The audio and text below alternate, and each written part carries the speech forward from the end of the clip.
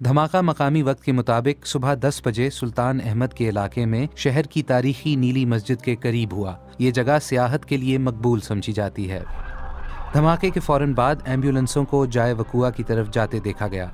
Police ने अब पूरे इलाके को घेरे में ले लिया है। चंद गैर मुसद्दिका इतलात के मुताबिक ये धमाका एक खुदकुश बमबार ने किया।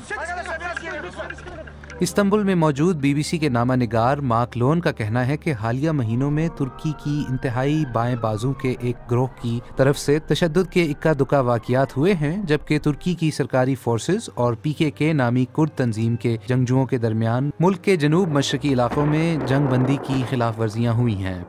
तुर्की में गुज़िश्ता महीनों में होने वाले धमाकों का जिम्मेदार हुकूमत की तरफ से नाम निहाद दौलत इस्लामिया को ठहराया गया था।